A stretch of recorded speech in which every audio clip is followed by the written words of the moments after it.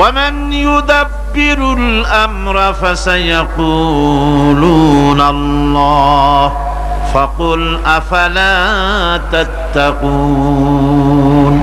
হে নবী, এদেরকে প্রশ্ন করুন। এদেরকে যদি প্রশ্ন করা হয় এই পৃথিবীর সুন্দর পরিচালনা পদ্ধতি কে করেন, তাহলে তারা এক কথায় বলবে, নিজের থেকেই বলবে আল্লাহ। কে করছেন?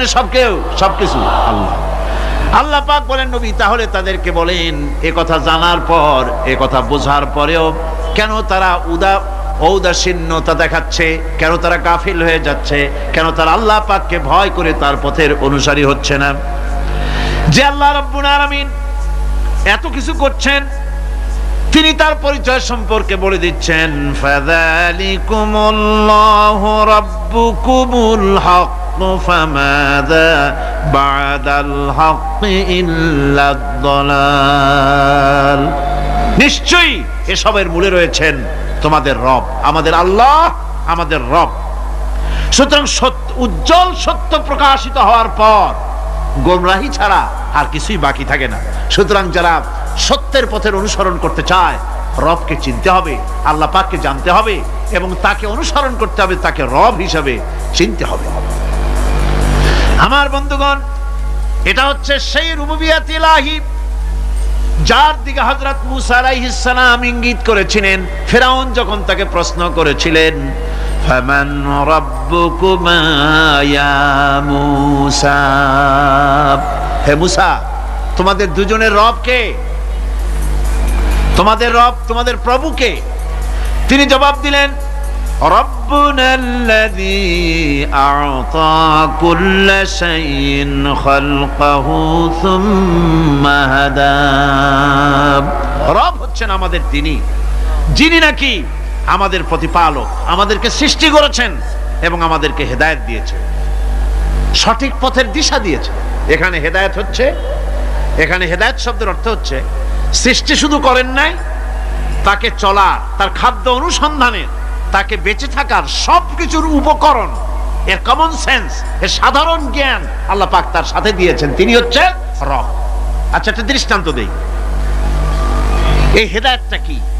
এই হেদায়েতটা হচ্ছে, আপনাদের বাড়িতে যদি কারো বিড়াল থাকে, বিড়াল, বিড়াল বোঝেন তো না? কি বলে এখানে? বিড়াল, বিলাই নাকি বলে? বিড়াল। এই বিড়াল যদি আপনাদের কারো বাড়িতে থাকে, তো বিড়ালের প্রসবকালীন অবস্থা দেখবেন, বিড়ালের প্রসব হবে, বাচ্চা দেবে। বিড়াল তখন ঘরের মধ্যে পেরেশান হয়ে ঘুরতে থাকে, একটা নিরাপদ জায়গা খোঁজে, একটা নিরাপদ জায়গা খোঁজে। প্রসব করার 2-3 দিন আগের থেকে খুঁজতে থাকে তার জন্য নিরাপদ জায়গা কোনটা। এরপরে খুঁজতে খুঁজতে প্রসবের দিন সে সত্যিকারের ঘরের মধ্যে সবচেয়ে কোনা কানা জায়গা যেটা, সেই রকমের একটা নিরাপদ জায়গা সে বেছে নিল। এরপরে বাচ্চা হলো। বাচ্চা হওয়ার পর এই বাচ্চার উপরে কেউ যেন আক্রমণ না করে, শত্রু যেন তার জায়গাটিতে না আসে, এই জন্য বাচ্চাটার তো হাত দিয়ে মায়ের মতো কোলে নিতে পারে না, সে আস্তে করে ঘাটটা কামড়ায় ধরে যাতে করে বাচ্চা ব্যথা না পায়। ওইভাবে করে ঘাড় কামড়ায় ধরে, আজকে এই সিঁড়ির নিচে, কালকে ওই খাটের নিচে, পরশুদিন এই আলমারির কোনায়, এইভাবে বাচ্চাগুলি সরায় সরায় রেখে বাচ্চাকে প্রতিপালন করে। এই বিড়ালটাই হেদায়েত দিলটা কে? যিনি দিলেন তার নাম রব। তিনি হচ্ছেন রব্বুল আলামিন। সন্তান প্রতিপালনের ব্যবস্থা শুধু দুনিয়ার মানুষকেই দেন নাই, প্রাণী জগৎকেও দিয়েছেন। সুবহানাল্লাহ।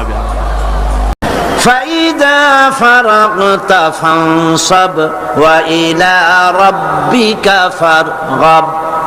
আল্লাহ পাক বলেন, যখন তুমি খালি হাত হয়ে যাবে, দাঁড়িয়ে যাবে আর আল্লাহ পাকের কাছে মিনতি জানাবে। সুবহানাল্লাহ। খালি হাত হয়ে গেছে, দাঁড়ায় যাও, আল্লাহর কাছে মিনতি করো, আল্লাহর কাছে চাও। বুখারী শরীফ এসেছে, স্যান্ডেলের ফিতা কাছে যদি ছেড়ে, তাহলে আল্লাহর কাছে চাও। কার কাছে চাইবেন? আল্লাহর কাছে চান। আমাদেরকে এই দৃষ্টান্ত নবীরা দেখায় দিয়েছেন, পয়গম্বরেরা আল্লাহর কাছে চেয়ে আমাদের দেখাইছে। হযরতে ইব্রাহিম আলাইহিস সালাম কি আগুনের ভিতরে যখন ফেলাবার ব্যবস্থা হয়েছে, তাকে যখন আগুনে ফেলা হচ্ছে, হযরত জিবরাইল বলেন, ইব্রাহিম আমার কাছে সাহায্য চাও, আগুন থেকে বাঁচায় দেব। হযরত ইব্রাহিম ভয় পাইয়া সাহায্য চাইছিলেন? এগুলো শোনার পরেও আমাদের ঈমান মজবুত হয় না। হযরত ইব্রাহিম বললেন, জিবরাইল গো, তোমার কাছে সাহায্য আমি কেন চাইবো? আমি তো এমন কোন অন্ধ খোদার ইবাদত করি না যিনি তার গোলামের দুঃখ না দেখেন। আমি আগুনে পড়ে গেলে আমার আল্লাহ রাব্বুল আলামিন যদি খুশি হন, তাহলে আমার আল্লাহকে খুশি করার জন্য 1000 বার পড়তে রাজি আছি। সাহায্য তো আল্লাহর কাছেই চাইতে হবে। আল্লাহর ইচ্ছা নাই ইব্রাহিম আগুনে পুড়ুক, এটা কি আল্লাহর ইচ্ছা ছিল? ইব্রাহিম আলাইহিস সালামও পরিণতি জানেন না, তিনি কি পড়বেন, পুড়বেন না বাঁচবেন জানা ছিল না। পরীক্ষায় তিনি পাশ করলেন।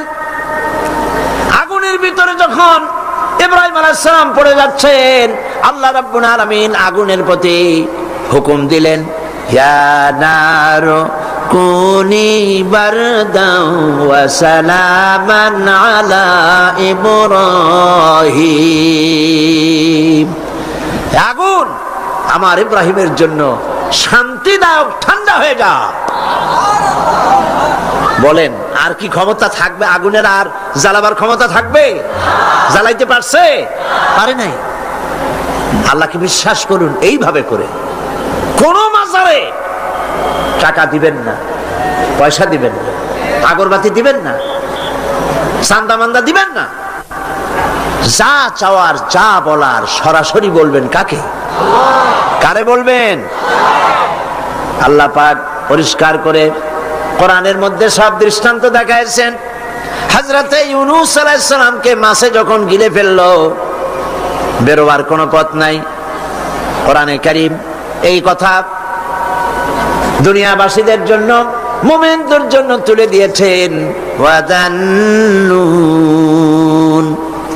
إذ ذهب مغاضبا فظن أن لن نقدر عليه فنادى في الظلمات أن لا إله إلا أنت سبحانك إني كنت من الظالمين। অন্ধকারের ভেতর থেকে ইউনূস আলাইহিস সালাম চিৎকার মারলেন, ফানাদা ফি যুলুমাত। পানির অন্ধকার, মাছের পেটের অন্ধকার, রাতের অন্ধকার, ত্রিবিধ অন্ধকারের মধ্য দিয়ে ইউনূস আলাইহিস সালাম ডাক দিলেন আল্লাহরে। আল্লাহ শোনে নাই। রব্বুল আলামিন বলেন, فاستجبنا له ونجيناه من الغم وكذلك ننجي المؤمنين।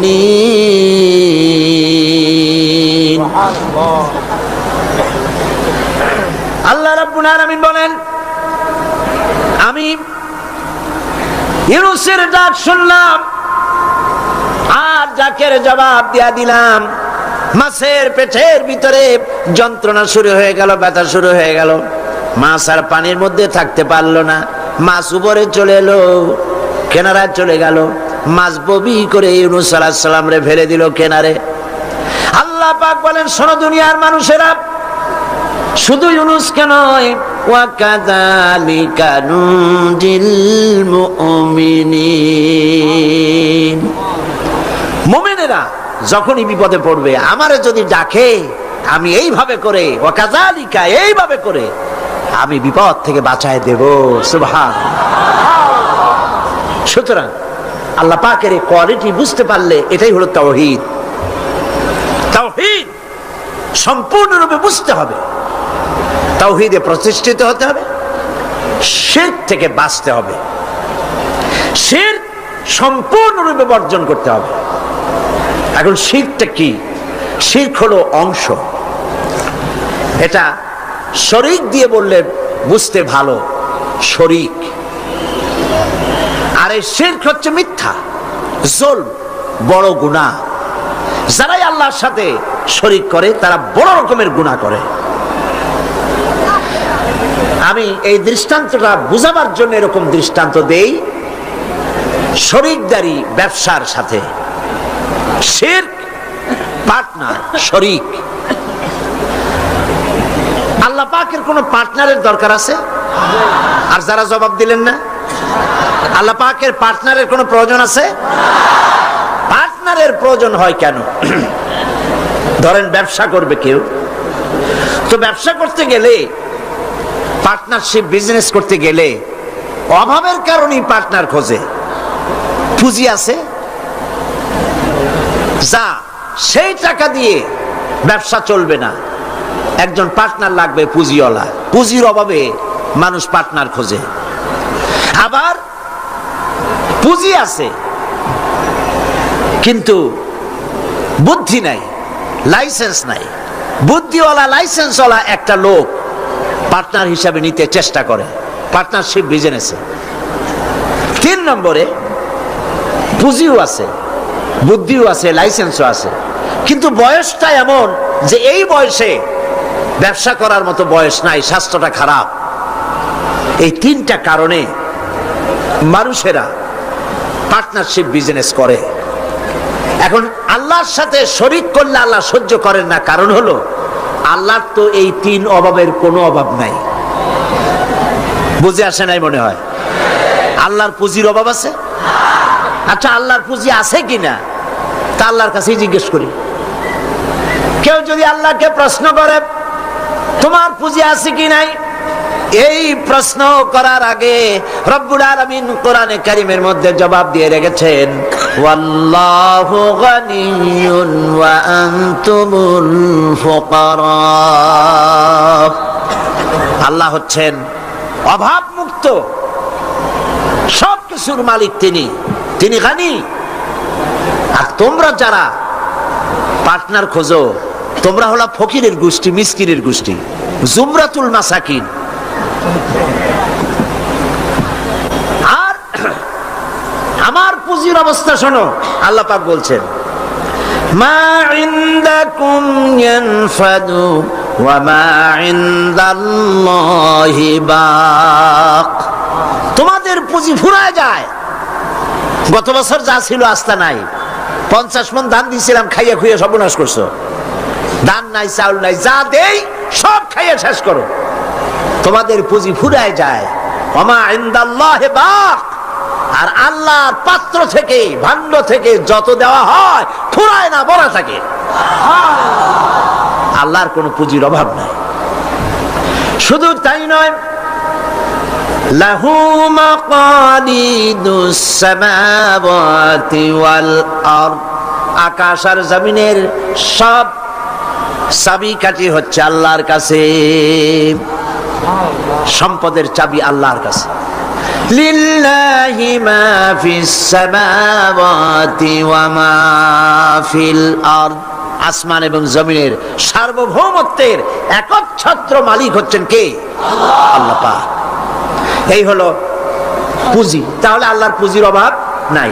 আর পুঁজির অভাব যখন নাই, তখন পার্টনারেরও কোনো প্রয়োজন নাই।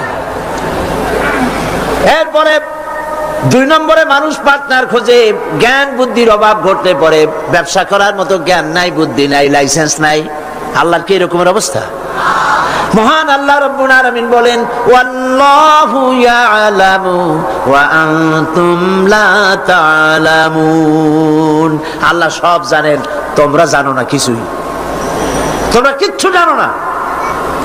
ওয়ামা উতীতুম মিনাল ইলমি ইল্লা কালিলা। সামান্যতম জ্ঞান দিয়েছি তোমাদেরকে, আর সমস্ত জ্ঞানের উৎস কে? আল্লাহ। কোনো জ্ঞান নাই, সামান্যতম জ্ঞান। আর এই জ্ঞান দিয়ে ওনারা হন বুদ্ধিজীবী। বিরাট বিরাট বুদ্ধি।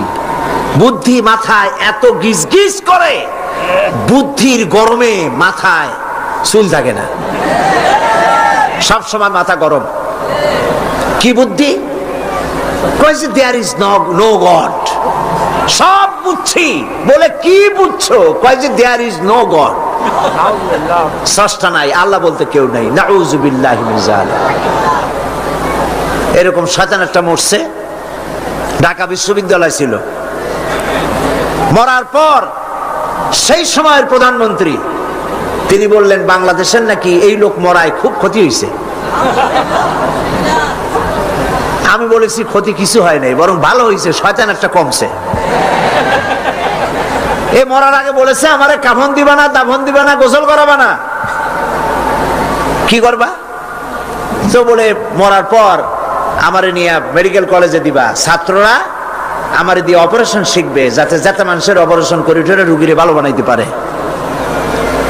মরার পর তার কথা মতো যখন মেডিকেল কলেজের দিকে লাশ নিয়ে যাওয়া হচ্ছিল, ছেলেরা বলছে লা হাওলা ওয়ালা কুওয়াতা ইল্লা বিল্লাহ, আমরা মাপ চাই। সারা জীবন আল্লাহরে অস্বীকার করছে, ওই লোকটারে দিয়া কাটা ছেলা শিখিয়া যদি কোন লোকের অপারেশন করি, যাও রুগী বাঁচবে, তাও বাঁচবে না, মরবে। ফিরাও শয়তান। বাডেমের মারিচুরিতে ডিপ ফ্রিজের মধ্যে এই শয়তানের লাশ এখনো আছে। লাশের অবস্থা এমন হয়েছে, যদি রাস্তা ভালাইও দেয়, কবর তো হবে না, কপালে নাই, কবর হবে না, দাফন হবে না। আল্লাহর সাথে নাফরমানি করলে কি সাজা হয় আল্লাহ দেখান। আল্লাহরে যদি মানত, গোসলটা হইতো, কাফনটা হইতো, জানাজাটা হইতো, মানুষের দোয়া করতো। কপালে নাই, কপাল পোড়া, আল্লাহর অস্বীকার করছে বুদ্ধির ঠেলায়। লাশের অবস্থা এমন হয়েছে, এখন যদি রাস্তায় ভালাইয়া দেয়, কুত্তাও খাবে না। কারণ আমাদের দেশের কুত্তা এত অভদ্র না যে এত পচা লাশ খাবে। প্রিয় ভাই, সব আল্লাহ পাক সব জানেন, তোমরা কিচ্ছু জানো না। হ্যাঁ, তোমরা জানবা যদি কোরআনের কাছে আসতে পারো। আসল বুদ্ধি, আসল জ্ঞান কোরআনের ভিতরে। সুবহানাল্লাহ। এরপরে তাহলে দেখা গেল 2 নম্বর পুঁজিও আল্লাহর আছে, আছে কিনা? পার্টনার দরকার আছে? পার্টনারের দরকার নেই। 3 নম্বরে শক্তির অভাব, সেজন্য পার্টনার খোঁজে। আল্লাহর শক্তির খুব অভাব নাকি? শক্তি টের পাইছেন কিনা? টের পাইছেন কিনা? বুঝে নিয়েন কি কইতে চাই। আল্লাহ রাব্বুল আলামিনের শক্তি কত প্রচন্ড। আমেরিকার বর্তমান শক্তি দেখেই বুঝতে চেষ্টা করেন না। উপর থেকে ভাষা ভাষা কোন জ্ঞান নিয়ে হঠাৎ করে কোন সিদ্ধান্ত নিতে যাবেন না। আমেরিকা এখন যেটা করতেছে, মনে করেন না যে আল্লাহ তারে সব ক্ষমতা দিয়েছে, দুনিয়ার মোড়লগিরি করবে, বাতববাড়ি করবে। ওয়ায়ামুদ্দুহুম ফি তুগয়ানিহিম ইয়ামাউন। আল্লাহ একটু ডিল দিছে। দেখেন না যারা বড়শি বায় নদীতে, মাছে যখন আদার গেলে ওরে কি বলে? বড়শিতে যেটা থাকে ওটারে কি কয়? সারি। আরে হুইল কি? যেটা খায় মাছে ওইটা কি? আদার অথবা সারি, আপনারা যাতে খুশি হন বলেন। ওইটা, হ্যাঁ সেরা। ওইটা মাছে যখন খাইলো, তখনই পাকা শিকারি দড়ি ধরে টান দেয় না, ছুটে যাইতে পারে, গেল ভালো করে। এরপরে জম্মের গেলার পর নারী বুড়িতে বেজায় যায়, তারপরে হুলে ধরে আর টান দিয়ে নিয়ে আসে। যত বড় রাঘব বাল হোক, উবারে এসে হা করে পড়ে থাকে। ওয়ায়ামুদ্দুহুম ফি তুগয়ানিহিম ইয়ামাহুন। আল্লাহ পাক ঢিল দিয়ে দিছেন, হাত লম্বা করে দিছে। আফগান মারতেছে আমেরিকা বসে, হাত এত লম্বা। আফগান মারতেছে, কাশ্মীর মারতেছে, প্যালেস্টাইন মারতেছে, সোমালিয়া মারতেছে। আল্লাহ পাক ঢিল দিয়ে দিয়েছে। এরপরে যখন আল্লাহ ধরবে, রাশিয়া এরকম শেষ ছিল না, জনমের চেতা শেষ ছিল কিনা? আল্লাহ টাইট করছে, করছে কিনা? সুবহানাল্লাহ। বিনা যুদ্ধে চিৎপটাং, কোন যুদ্ধ বুদ্ধ লাগে নাই। কেমনে কেমনে মরা লাশের গাও দিয়া গোস্ত যেমন খুইসা খুইসা পড়ে, সোভিয়েত ইউনিয়ন খুইসা খুইসা পয়সা শেষ। আছে অস্তিত্ব? আল্লাহ পাক যখন ধরবেন, ইন্না বাতশা রাব্বিকা লাশাদীদ, আল্লাহ পাক যখন ধরবেন, তার পাকড় থেকে বাঁচাইতে পারে এমন ক্ষমতা আকাশেও কারণ নাই, জমিনেও কারণ নাই। সেই জন্য ক্ষমতার পুরাটা মালিক হচ্ছেন কে?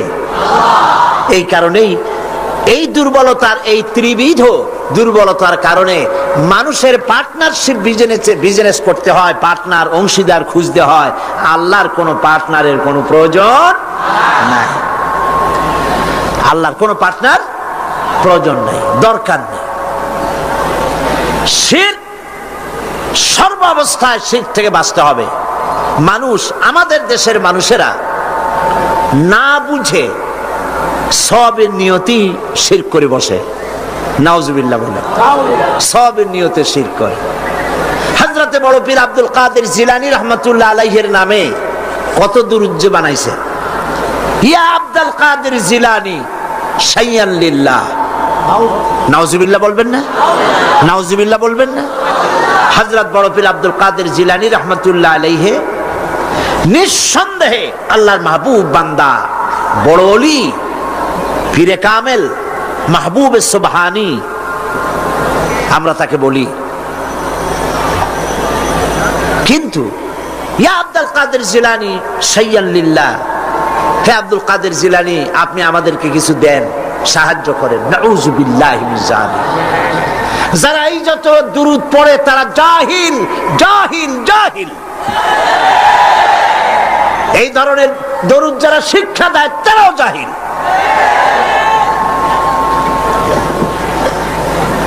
যারা ইন্তেকাল করেছেন, মরে গিয়েছেন, তাদের কাছে কিছুই চাওয়া যাবে না, চাইতে হবে কেবলমাত্র কার কাছে? কার কাছে? এই জন্য আল্লাহ রাব্বুল আলামিন কোরআনে কারীমের মধ্যে বলেছেন, লা তুশরিক বিল্লাহ ইন্নাশ শিরকা লাযুলমুন আযীম। কথাটা আসলে হযরত লোকমান হাকিমের। তিনি তার ছেলেকে বুঝাচ্ছেন, ছেলেকে যতগুলি নসিহত তিনি করেছেন। সূরা লোকমানের তাফসীর করছিলাম না কেন, মনে আছে আপনাদের? হযরতে লোকমান হাকিম ছেলেকে যেসব নসিহত করেছিলেন, এই সব নসিহত শুধু কিতাবে কোরআনে লিখে থাকার জন্য নয়, এই নসিহতগুলি আমরাও যেন আমল করি আর আমাদের সন্তানদেরকেও যেন আমল করাই। ছেলেকে বুঝাবেন, স্ত্রীকে বুঝাবেন।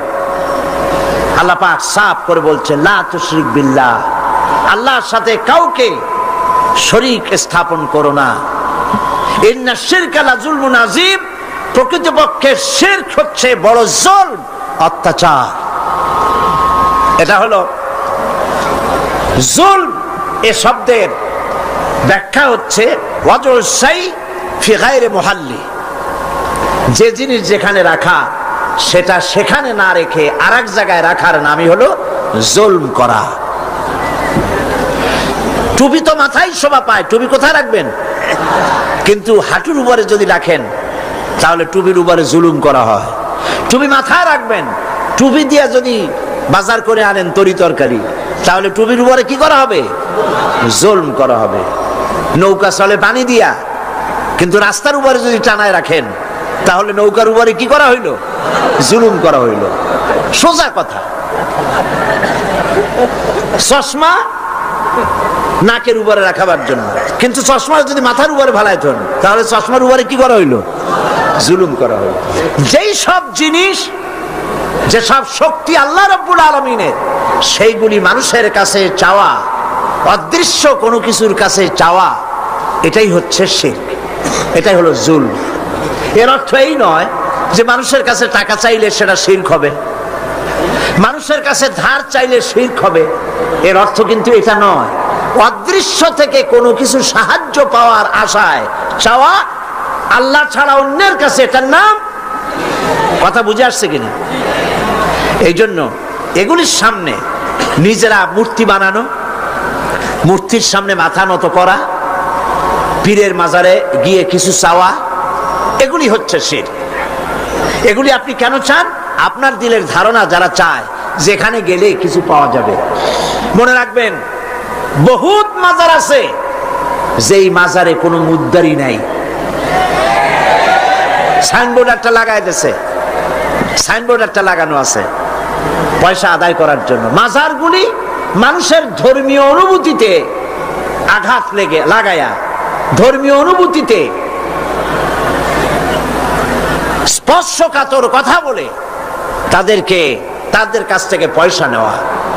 আমি ঝিনাইদহ মাগুরা লাইনে একটা মাজার দেখেছি, সেখানে লেখা আছে সাইনবোর্ডে, ড্রাইভার ভাই মাজার বহুত গরম, আস্তে গাড়ি চালাইবেন। তার মানে মাজার বহুত গরম, আস্তে চালাইয়া পয়সা দিয়া মাজার ঠান্ডা করে যান। আমি বুঝি না মাজারে পয়সা লাগবে কেন। মসজিদের পাশে দান বাক্স থাকতে হবে, কারণ মসজিদগুলি এখনো গভর্নমেন্ট চালায় না। ইনশাআল্লাহ এমন গভর্নমেন্ট আসবে বাংলাদেশে যে গভর্নমেন্ট সরকারি খরচে সব মসজিদ চালাবে ইনশাআল্লাহ।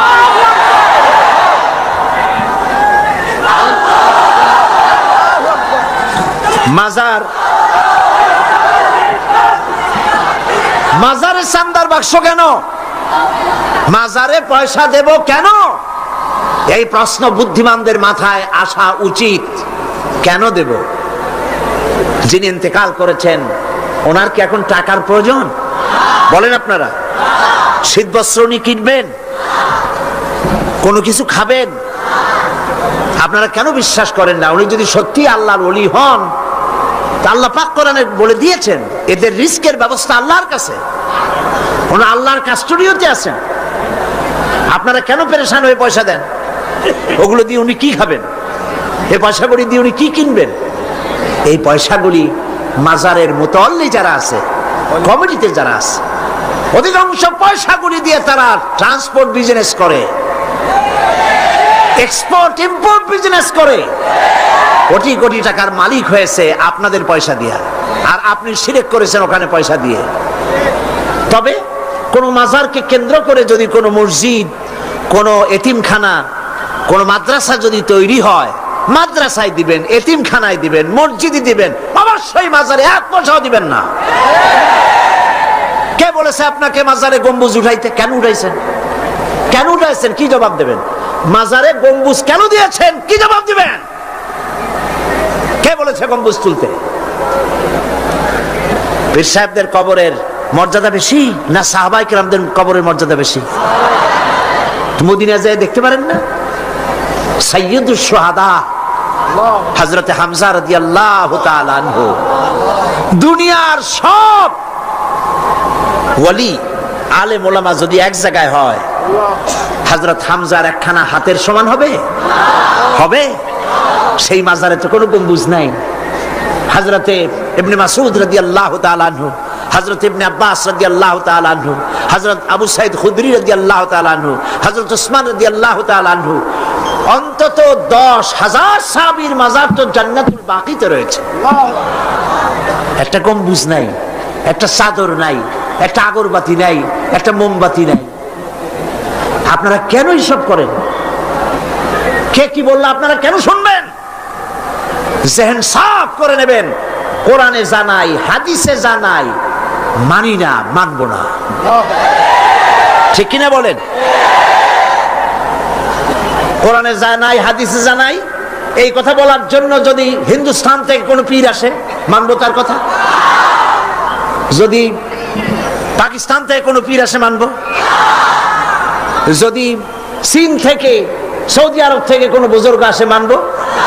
সাফ কথা। তুমি পীর যে দেশের হও, তুমি আলেম যে দেশের হও, কোরআন হাদিসে জানাই, মানি না, মানি না, মানি না। এটার নামই হলো ইসলাম। এটার নাম কি? এটার নাম আকীদা। এই আকীদা সাফ করতে হবে। মুসলমানদের এই আকীদা সাফ হতে হবে। এই আকীদা যদি সাফ হয় তাহলেই আমরা বাঁচতে পারবো। কথা বুঝতে পেরেছেন? কথা বুঝে আসছে? বলছিলাম বহুত মাজার আছে, মুদ্দার নাই। বহুত মাজার এমন আছে, মুদ্দার নাই। এক কিতাবে আসছে এরকম, একজন পীর সাহেব, তার বাড়িতে এক মাজার এবং বাড়িতে ওরস হয়। তার মুরিদও বাড়িতে একটা মাজার হয়েছে এবং সে ওরস করে। অন্যান্য মুরিদরা এসে পীর সাহেবরে বললো যে আপনার এই মাজারে, আপনার বাড়িতে আর কি লোক হয়, আর এই মাজারে আর কত লোক আসে? আপনার মুরিদের বাড়ি যায় দেখেন, ওরসে কত লোক আর কি পরিমাণ মানুষ পয়সা করি সেখানে দেয়, ওই মাজার গরম বেশি। পীর সাহেব চিন্তা করলো ওই লোকটা তো আমার কাছে মুরিদ হয়েছে, ও মাজার পাইলো কই? ওই মুরিদদের রাতের বেলা ডাইকে নিয়ে কয়, বেটা সত্যি কথা বল, মাজার পাইছো কই? কয় হুজুর মাজার টাজার কি, আপনার কাছে মুরিদ হইলাম, আপনি একটা গাধা দিলেন আমারে, ওই গাধা নিয়ে ব্যবসা বাণিজ্য করে কিছু পয়সা পাতি হয়েছিল, হঠাৎ করে গাধাটা মরে গেল। এখন আমি যাই কই, বহুত মুসিবতে পড়ে গেছি। শেষ পর্যন্ত ওই গাধা পাশে নিয়া বহুত চিন্তা করিয়া গাধারে কবর দিয়া, আপনি দিছেন সেই জন্য কবর দিয়া পাশে বসে কাঁদতেছিলাম চোখ বুঝা। হাটবার দিন ছিল, বাজারে যাওয়ার রাস্তা, চোখ বুঝে কাঁদতেছিলাম। সন্ধ্যার সময় চোখ খুলে দেখি আশেপাশে পান, সুপারি, মাছ, তরকারি, টাকা পয়সা। তার মানে লোকেরা যাচ্ছে, মাজার দেখে মনে করছে নতুন কোনো পীরের মাজার বোধ হয়, তো যে যার কাছে যা ছিল একটু একটু করে দিয়ে গেছে, অনেক হয়েছে। তারপরে এসে ভিড় জমলো। এরপরে কি করব, বহুত চিন্তা ভাবনা করে একটা সাইনবোর্ড লাগাই দিলাম, হযরত গেদা শাহ রহমতুল্লাহ আলাইহির মাজার। পীর সাহেব বললেন, খারাপ হয় নাই, আমি যে তোমারে গাধাটা দিছিলাম ওইটার মায়ের কবর হলো আমার বাড়িতে। নাউজুবিল্লাহ বলে। এই জন্য হক্কানি পীরের মাজার যেগুলি, সেগুলি তো জিয়ারত করা যাবে অবশ্যই। হক্কানি পীরের মাজার যেগুলি আছে জানা মতে, যেমন শাহজালাল রহমতুল্লাহ আলাইহ, খান জাহান আলী রহমতুল্লাহ আলাইহ, শামানাত রহমতুল্লাহ আলাইহ, শামাকদুম রহমতুল্লাহ আলাইহ, বড় বড় আল্লাহর ওলিদের মাজার আছে, আছে না? জিয়ারতের উদ্দেশ্য নয়, ওইখানে আপনি গিয়েছেন, মাজার সামনে পড়েছে, আপনি দোয়া করেন। জিয়ারতের উদ্দেশ্য নিয়ে মসজিদে হারাম, মসজিদুর রাসূল, মসজিদে আকসা, এই তিন জায়গা ছাড়া জিয়ারতের নিয়ত নিয়ে কোন মাজারে যাওয়া যাবে না, যাবে না, রাসূলুল্লাহ নিষেধ করেছেন।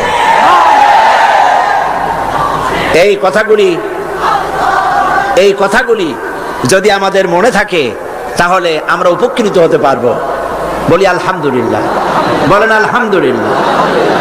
আপনি আমার আল্লাহ কি শুনতে পান না? বলেন পান কিনা? তিনি দেখতে পান, তিনি সব শুনতে পান, সব দেখতে পান। কাজী যা বলবেন আল্লাহকে বলেন। ওয়াইজা সাআলতা ফাসআলিল্লাহ ওয়াইজা ইসতাআনতা ফাসতাইন বিল্লাহ। যা চাইবেন আল্লাহর কাছে চান, যা বলবেন আল্লাহর কাছে বলেন। আল্লাহ পাক বলেছেন, আলাইসাল্লাহু বিকাফিন আবদা, আলাইসাল্লাহু বিকাফিন আবদা। আমি কি আমার বান্দার জন্য যথেষ্ট নই? আল্লাহ প্রশ্ন করছেন, আমি কি আমার বান্দার জন্য যথেষ্ট নই? আপনারা বলেন অবশ্যই যথেষ্ট, বলেন সবাই অবশ্যই যথেষ্ট।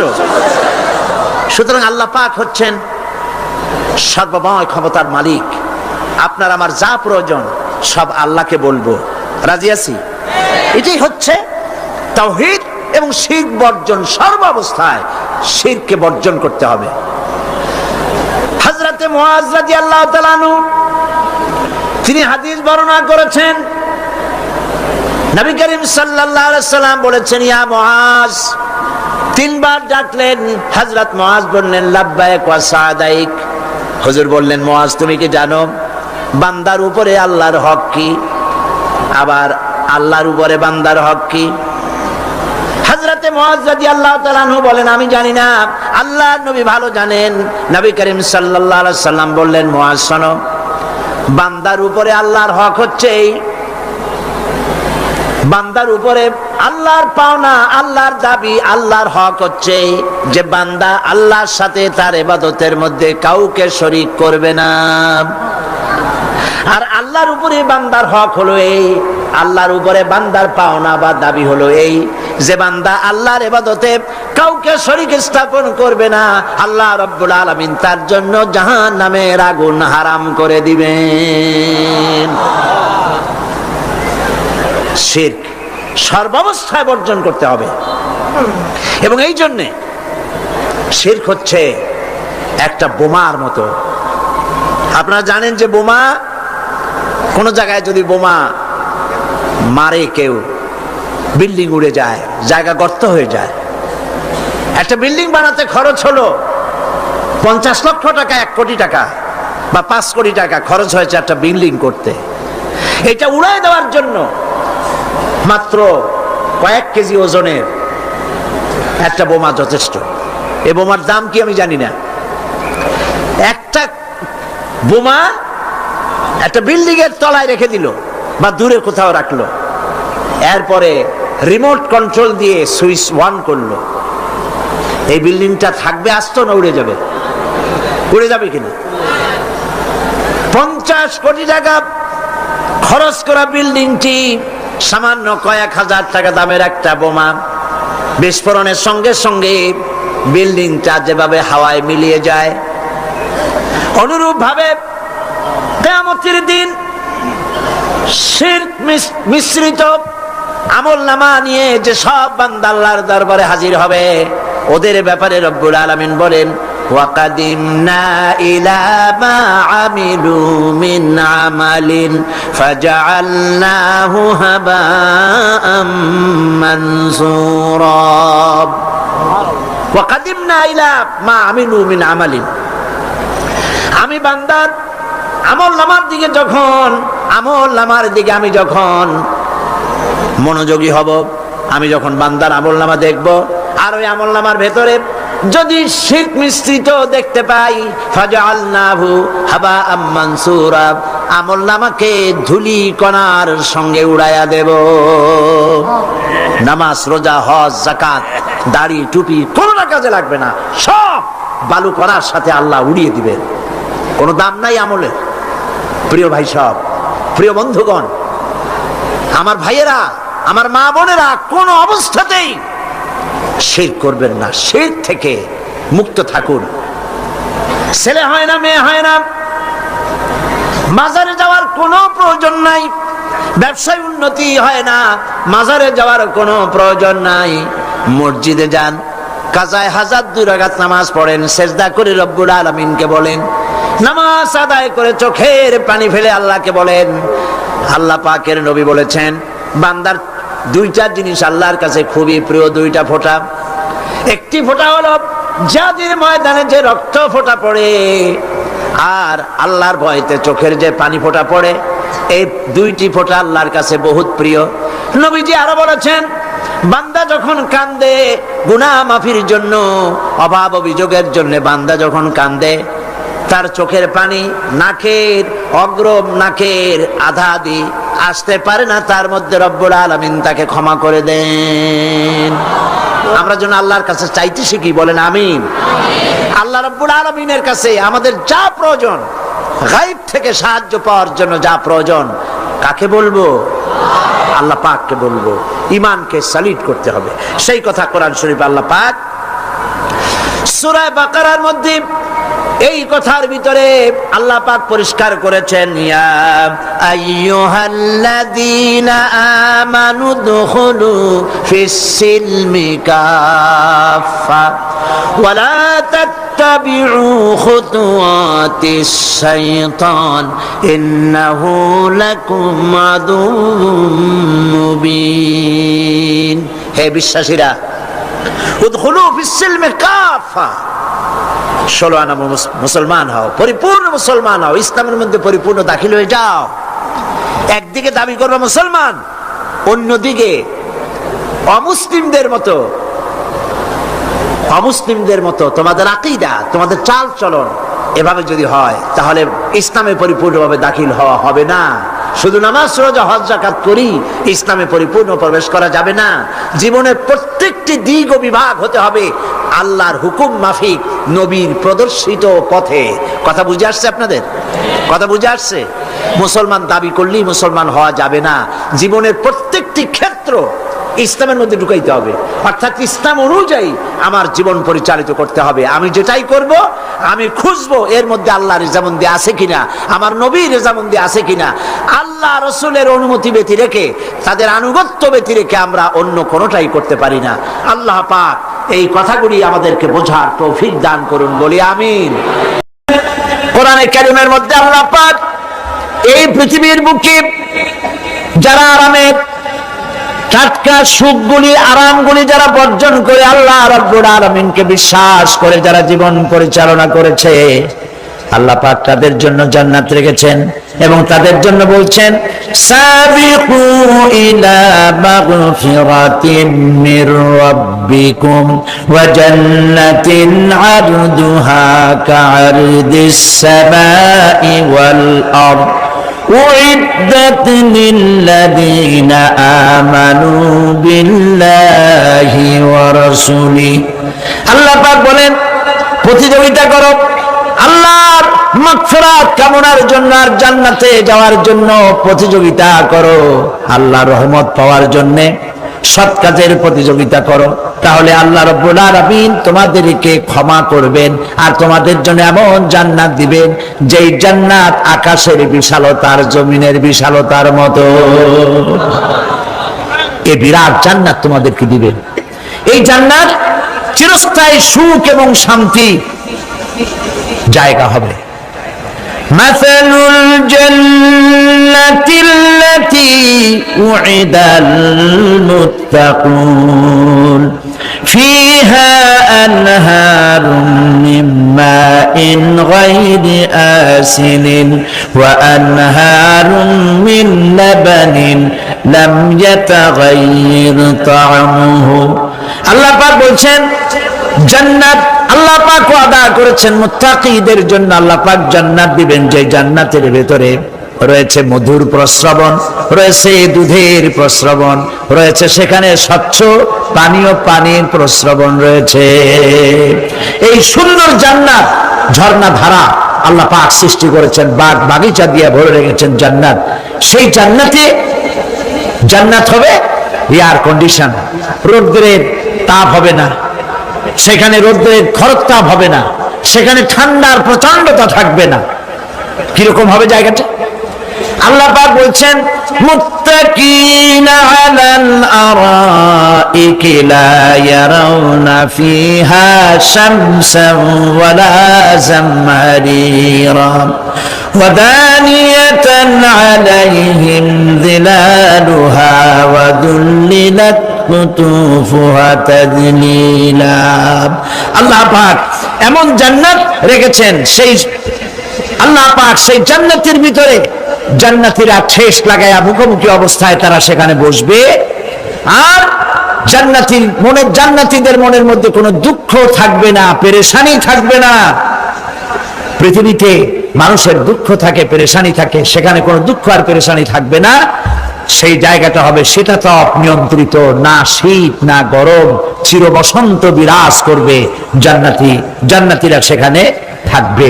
এই সুন্দর জান্নাত আল্লাহ পাক রেখেছেন মুত্তাকিদের জন্য। সুবহানাল্লাহ। কাফেরদের জন্য জান্নাত হবে, জাহান্নাম হবে চিরকাল।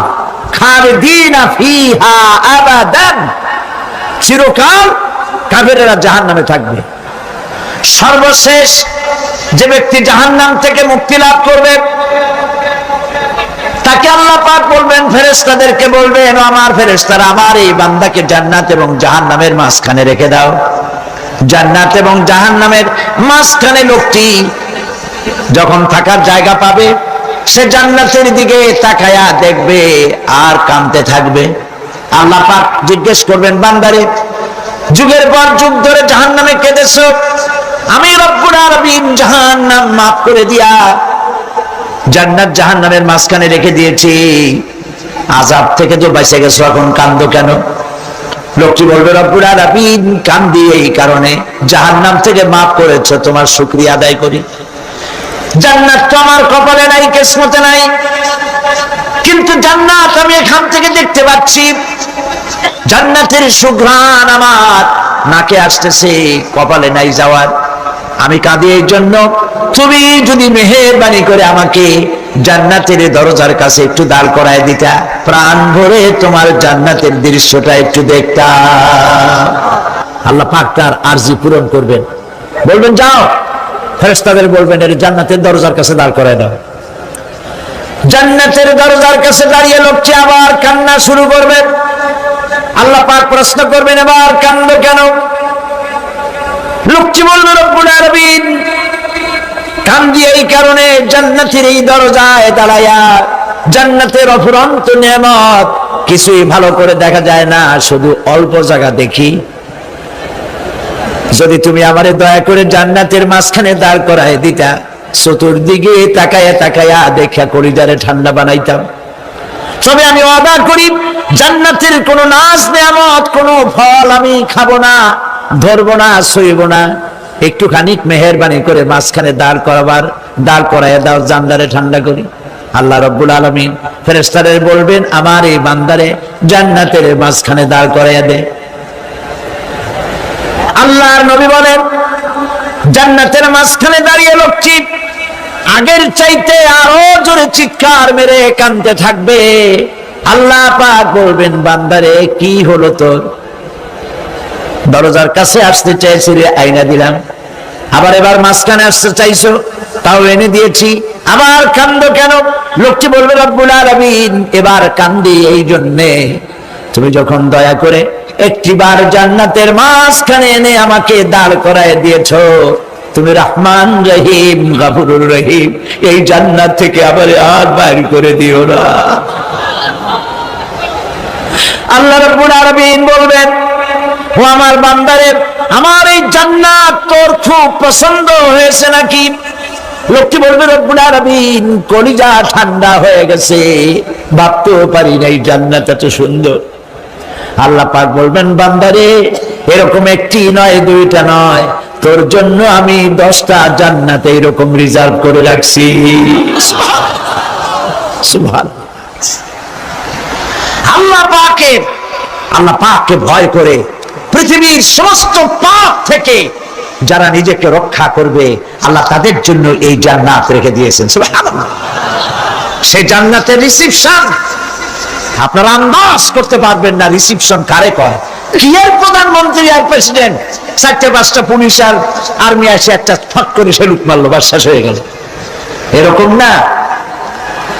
জান্নাতীদেরকে রিসিপশন দেওয়া হবে। জান্নাতীরা যখন আল্লাহর হুকুমে জান্নাতের দিকে যেতে লাগবে, আর যখন জান্নাতের কাছে চলে যাবে, আল্লাহ রাব্বুল আলামিন শোনায় দিচ্ছেন, হাত্তা ইদা জাউহা ফুতিহাত আবওয়াবুহা ওয়া ক্বালা লাহুম খাজানাতুহা সালামুন আলাইকুম তিবতুম ফাদখুলুহা খালিদিন। সুবহানাল্লাহ। জান্নাতীরা যখন জান্নাতে প্রবেশ করার দরজার মুখোমুখি হবে, দ্বার রক্ষীগণ তখন বলবে, সালামুন আলাইকুম, আল্লাহর শান্তি তোমাদের উপরে বর্ষিত হোক। সুবহানাল্লাহ। দুনিয়ার টাটকা টাটকা সুখগুলি 2 পা দিয়ে ছেলে দিয়েছো, টাটকা সুখগুলি গ্রহণ করো নাই, হারাম খাও নাই, আল্লাহর দ্বীন কায়েমের জন্য রক্ত দিয়েছো, জীবন দিয়েছো, কষ্ট করেছো, আল্লাহকে ভয় করেছো। আমাদের সালাম গ্রহণ করো, জান্নাতের মধ্যে ঢুকে যাও চিরকালের জন্য। সুবহানাল্লাহ। আর বাইরে হওয়া লাগবে না, চিরকাল এই জান্নাতের মধ্যে তোমরা বসবাস করতে পারবে, আল্লাহ রাব্বুল আলামিনের ফেরেশতারা বলে দিবেন। জান্নাতের মধ্যে আল্লাহ পাক হুরদের সঙ্গে জান্নাতীদের বিয়ের ব্যবস্থা করে দিবেন। কোরআনে কারিমে আল্লাহ পাক বলেন, মুত্তাকিইনা আলা সুরুজিম মাসফুফাতিন ওয়া যাওয়াজনাহুম বিহুরিন ঈন। সামনাসামনি ভাবে সাজানো সারি সারি আসন সমূহের উপর তারা ঠেস লাগায় বসে থাকবে, আর আল্লাহ রাব্বুল আলামিন হুরদের সাথে জান্নাতীদের বিয়ের ব্যবস্থা করে দিবেন। যেসব হুরের সঙ্গে বিয়ে হবে তাদের আল্লাহ পাক বিবরণ দিচ্ছেন কি রকম হবে তারা। লাম ইয়াতমিসহুন্না ইনসুন ওয়ালা জান, এর পূর্বে জিন এবং ইনসান এদেরকে কেউ স্পর্শ করে নাই। কিরকম তারা? কাআন্নাহুন্নাল ইয়াকুতু ওয়াল মারজান, যেমন ঝিনুকের ভিতরে মণিমুক্তা থাকে, এইভাবে আল্লাহ পাক তাদেরকে পবিত্র করে রেখে দিয়েছেন। আমার প্রিয় ভাইরা, আল্লাহ রাব্বুল আলামিন কোরআনে কারীমের ভিতরে বলেছেন, ফাবিআইয়ি আলা'i রাব্বিকুমা তুকাযযিবান। জান্নাত দান করে আল্লাহ পাক এবার জান্নাতীদেরকে সম্বোধন করে বলবেন, ইয়া ইবাদি লা খাউফুন আলাইকুমুল ইয়াওমা ওয়ালা আনতুম তাহজানুন।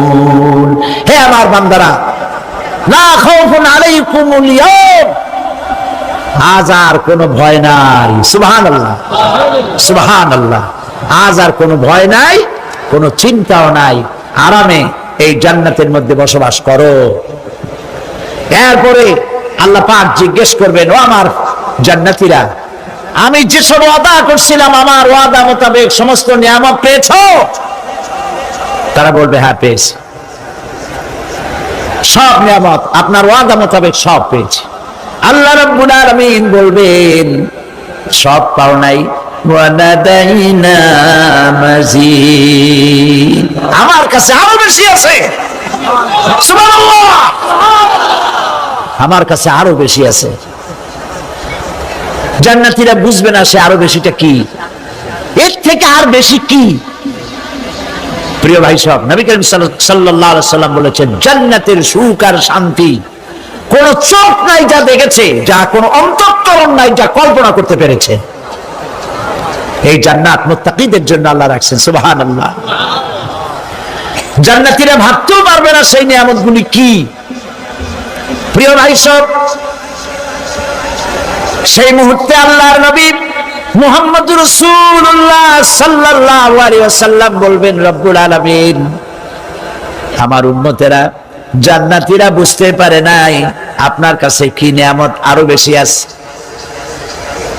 আমার এই উম্মতেরা জান্নাতীরা আপনার ওয়াদা মোতাবেক সব পেয়েছে, কিন্তু একটি জিনিস এখনো তাদের কিসমতে হয় নাই।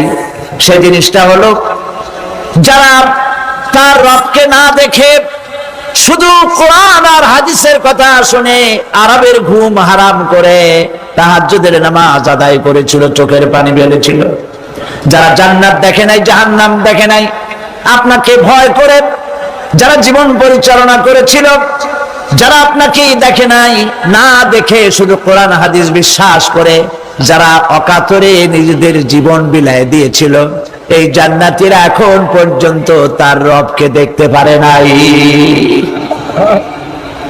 আল্লাহ রাব্বুল আলামিন তার সামনে থেকে ৭০,০০০ পর্দা সরে যাবে। আল্লাহ পাক বান্দাদের আরজি পুরা করার জন্য জান্নাতীদের সামনে তিনি জালোয়া ফরজ হবে।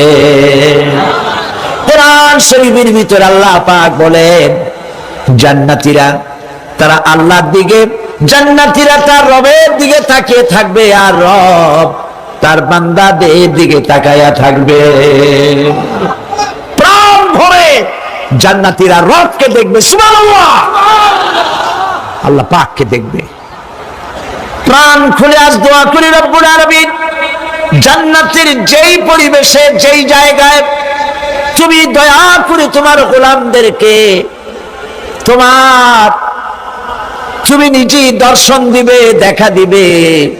মনিব গো, ও আমাদের রব, আজ এই বিশাল জনসমুদ্র নিয়ে তোমার দরবারে আবেগ ভরা কণ্ঠে বলি, যে অনুষ্ঠানটি তুমি এমন মুবারক অনুষ্ঠান করবে যেখানে তুমি জান্নাতীদেরকে দেখা দিবে, ওই জান্নাতের কোনো একটি, ওই অনুষ্ঠানের কোনো একটি কোনায় কানায় আমাদেরকেও দাঁড় করাইয়া দেখান তো।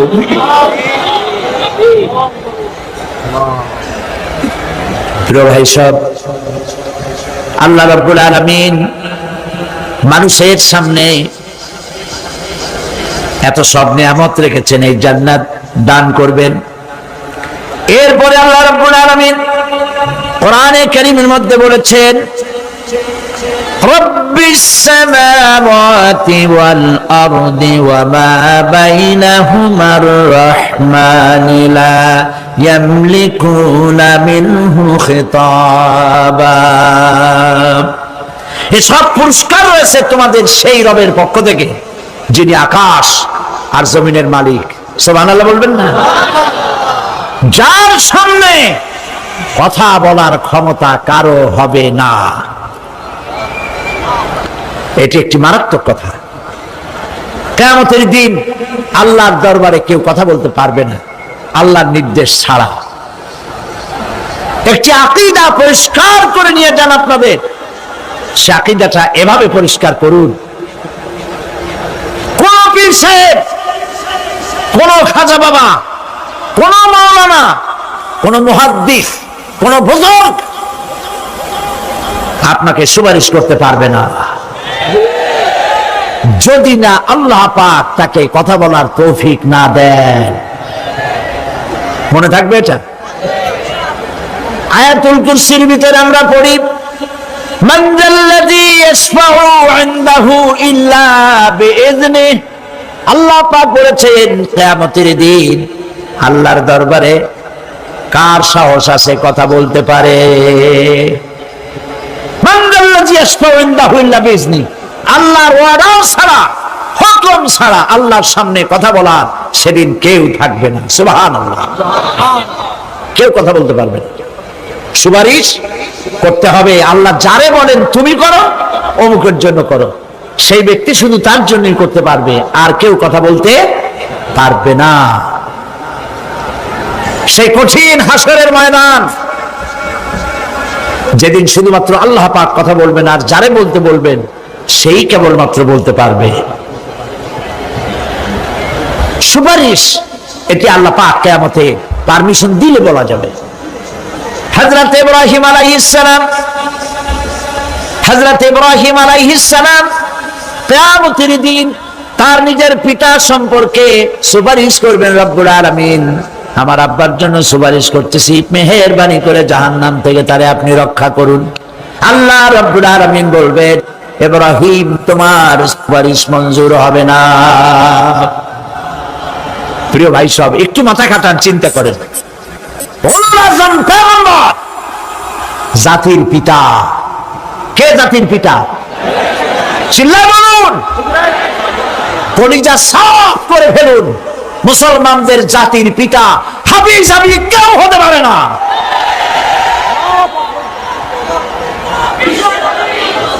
মিল্লাতা আবিকুম ইব্রাহিম। ইব্রাহিম আলাইহিস সালাম এই মিল্লাতের পিতা। সুবহানাল্লাহ। হযরত ইব্রাহিম আলাইহিস সালাম কিয়ামতের দিন বলবেন, আল্লাহ আমার আব্বার জন্য সুপারিশ করছি। আল্লাহ পাক বলবেন মঞ্জুর হবে না। আসর তোমার পিতা হতে পারে, কিন্তু আমার খলিলকে আগুনে ফেলার জন্য নমরুদকে সে সহযোগিতা করেছে, আমি তোমার পিতাকে ক্ষমা করব না। নবী করিম সাল্লাল্লাহু আলাইহি সাল্লামকে সাহাবায়ে কেরাম জিজ্ঞেস করেছেন, হে রাসূল, আপনার আব্বা এবং আম্মার অবস্থা কি হবে? নবী করিম সাল্লাল্লাহু আলাইহি সাল্লাম কেঁদে ফেলেছেন, সাফ বলেছেন, আমি তাদের কোনো উপকারে আসব না। আল্লাহু আকবার। আপনি মনে করছেন নাকি যে ইয়া নবী সালাম আলাইকা বলি অমনি নবী সুপারিশ পাবেন? এত সহজ। কতগুলো রসগোল্লা খাইলেন আর বড় একটা মিছিল করলেন আর অমনি চলে যাবেন? পৃথিবীর সব মানুষ, সাহাবায়ে কেরাম বাদ দেন, পৃথিবীর সমস্ত মানুষ একত্রিত হয়ে আবু তালেব রাসূলুল্লাহকে যে ভালোবেসেছেন, ওর 1000 ভাগের 1 ভাগও সারা দুনিয়ার মানুষ রাসূলুল্লাহকে ভালোবাসতে পারবে? পারবে? নিজের ছেলে আলীকে, আলী রাদিয়াল্লাহু তাআলা আনহুকে আলাদা বিছানায় শোয়াইয়া, ছোট্ট মানুষ হযরত আলী আলাদা জায়গায় রাখিয়া মুহাম্মদুর রাসূলুল্লাহ সাল্লাল্লাহু আলাইহি সাল্লাম এতিম মানুষ তারে কলিজার সাথে বুকের মধ্যে আশ্রয় দিয়ে আগলে রেখেছেন বুক ভরে। সেই আবু তালেব মৃত্যুর সময় নবী করিম সাল্লাল্লাহু আলাইহি সাল্লাম বলেছিলেন, চাচা একটি বার আমার কানে তাওহীদের কালেমা শোনায় দেন। আবু তালেব তার কিসমতে ছিল না কালেমা। মরে যাওয়ার পর একজন সাহাবী বলেছিলেন, ইয়া রাসূলুল্লাহ, মৃত্যুর সময় আবু তালেবের মুখ আমি নড়তে দেখেছি, তিনি কালেমা পড়েছেন সম্ভবত। রাসূলুল্লাহ সাফ বলেছেন, আমি শুনি নাই। এত ভালোবাসার পরেও হাদিস শরীফে এসেছে আবু তালেব জাহান্নামে যাবে। কোথায় যাবে? জাহান্নামে। সবচাইতে কম আযাব হবে কার? আবু তালেবের। কম আযাবটা কি? হাদিস শরীফে এসেছে কম আযাব হলো জাহান্নামের আগুন দিয়ে এক জোড়া জুতা তৈরি করে আবু তালেবের পায়ে পরিয়ে দেওয়া হবে। সেই জাহান্নামের আগুনের তৈরি করা জুতার তাপে আবু তালেবের মাথার ঘিলুগুলো টকবক করে বউ পড়তে লাগবে। এত ভালোবেসে যদি কিয়ামতে উপায় না হয়, আপনি ইয়া নবী সালাম আলাইকা, ইয়া রাসূল সালাম আলাইকা, আর কতগুলো জিলাপি খাইলেন, বড় একটা মিছিল করলেন, প্রিয় ভাই সব, এইসব বিদআত ছাড়ুন, এগুলি সুস্পষ্ট বিদআত। রাসূলুল্লাহকে ভালোবাসবেন, সাহাবীরা যেভাবে ভালোবেসেছেন ওইভাবে ভালোবাসবেন। আল্লাহ রাব্বুল আলামিন বলেন, যালিকাল ইয়াউমুল হক ফামান শাআ আত্তাখাযা ইলা রাব্বিহি মাআবা। এই দিনটি অবশ্যই আসবে, সেদিনটি নিশ্চিতভাবে আসবে। আর এখন যার ইচ্ছা সে তার রবের দিকে অগ্রসর হোক। ইন্না আনজারনাকুম আযাবান করিবান ইয়াওমা ইয়ানজুরুল মার'উ মা কদ্দামাত ইয়াদাহু ওয়া ইয়াকুলুল কাফিরু ইয়া লাইতানি কুনতু তুরাবা। ইন্না আনজারনাকুম আযাবান করিবা, খুব নিকটবর্তী একটি আযাব সম্পর্কে আমি তোমাদেরকে সতর্ক করে দিলাম। কে বলতেছেন? আল্লাহ পাক। লক্ষ্য করুন আল্লাহ কি বলছেন, খুব নিকটবর্তী একটি কঠিন শাস্তি, আযাব অর্থাৎ কিয়ামত, এ সম্পর্কে আমি তোমাদেরকে সতর্ক করে দিলাম। ইয়াউমা ইয়ানজুরুল মার'উ মা কদ্দামাত ইয়াদা, সেদিন প্রত্যেকটি লোক যা সে পাঠিয়ে দিয়েছিল এখানে, অর্থাৎ যা করেছিল সেগুলি সে দেখতে পাবে। আর তখন ওয়ায়াকুলুল কাফিরু ইয়া লাইতানি কুনতু তুরাবা।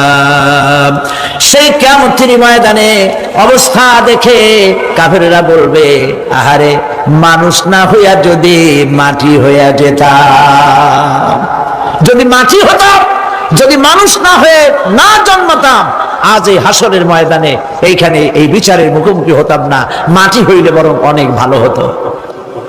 এই পৃথিবীতে আমরা এসেছি, চলে যাব, যাওয়ার আগে এই কোরআন একটি বিশাল জনগোষ্ঠী এমন বানাতে চেয়েছে যে জনগোষ্ঠী এই কোরআন দিয়ে একটি বিশাল সমাজ গড়বে, রাষ্ট্র গড়বে, এমন রাষ্ট্র গড়বে যেই রাষ্ট্রে দুঃখ থাকবে না, অশান্তি থাকবে না, যেখানে সুখ থাকবে, সমৃদ্ধি থাকবে, আর কিয়ামতের দিন আল্লাহর জান্নাতে তারা চলে যাবে। তেমন একটি সমাজকে আমরা চাই। সবাই বলেন, সেরকম একটি সমাজকে আমরা চাই। আল্লাহ রাব্বুল আলামিন বলেন, হাবিব রে আপনি কাঁদেন কেন? আজকে তো আপনার কাঁদার দিন না, আমি আপনাকে মাকামে মাহমুদ দান করেছি, আমি আপনাকে কাউসার দান করেছি, আপনার আজকে সম্মানের দিন, মর্যাদার দিন, কাঁদেন কেন? আল্লাহর হাবিব বলবেন, রব্বুল আলামিন মাকামে মাহমুদ পেয়েছি, কাউসার পেয়েছি, কান্দি এই জন্য আমি দেখতে পাচ্ছি আবার সামনে দিয়া ফেরেশতারা আমার উম্মতগুলি জাহান্নামের দিকে নিয়ে যায়। আল্লাহ রাব্বুল আলামিন বলবেন, ওগো আমার হাবিব, আমি আপনাকে ক্ষমতা দিলাম, আপনার জান্নাতি উম্মতগুলি আপনি বেছে নেন। আল্লাহর হাবিব তার জান্নাতের উম্মতগুলি বাঁচতে থাকবেন। হযরত আয়েশা বলেন, ইয়া রাসূলুল্লাহ, কিয়ামতের ময়দানে লক্ষ কোটি কোটি মানুষের ভিতরে আপনার জান্নাতি উম্মত আপনি চিনবেন কি করে? হুজুর বলেন, আয়েশা, কোন একটি ঘোড়ার কপাল যদি থাকে সাদা, এই সাদা কপালওয়ালা ঘোড়াটা যদি অসংখ্য ঘোড়ার ভিতরে যদি হারিয়ে যায়, তাহলে সাদা কপালওয়ালা ঘোড়ার মালিক তার ঘোড়াকে পাবে কিনা বলো? হযরত আয়েশা বলেন, হুজুর অনায়াসে পাবে। আল্লাহ রাব্বুল আলামিনের হাবিব বলেন, আয়েশা রে, কিয়ামতের ময়দানে আমার যেই উম্মতেরা নামাজি ছিল, দিনদার ছিল, পরেজগার ছিল, দুনিয়ার বুকে ঈমান নিয়ে যারা চলাফেরা করেছে, আমার দিন কায়েমের আল্লাহর দিনের জন্য যারা কাজ করেছে, ওদের চেহারা নূর চমকাতে থাকবে, ঈমানের নূর কিয়ামতের দিন চমকাতে থাকবে। সেই ঈমানের নূর দেখে দেখে আমি আমার জান্নাতি উম্মতগুলি আমি বেছে নেব। রব্বানা যালামনা আনফুসানা وإن لم تغفر لنا وترحمنا لنكونن من الخاسرين ربنا لا تزغ قلوبنا بعد إذ هديتنا وهب لنا من لدنك رحمة إنك أنت الوهاب أي الله تعالى হাজার হাজার মুসলমান নরনারী ঠান্ডাকে উপেক্ষা করে তোমার দ্বীনের কথা শোনার জন্য, কোরআনে কারীমের কথা শোনার জন্য এই মাঠে এসে হাজির হয়েছে। আল্লাহ তুমি দয়া করে মেহেরবানি করে আলোচনার সওয়াবটুকু হুজুরে পুর নূর সাল্লাল্লাহু আলাইহি সাল্লামের রূহ মুবারকে পৌঁছে দাও।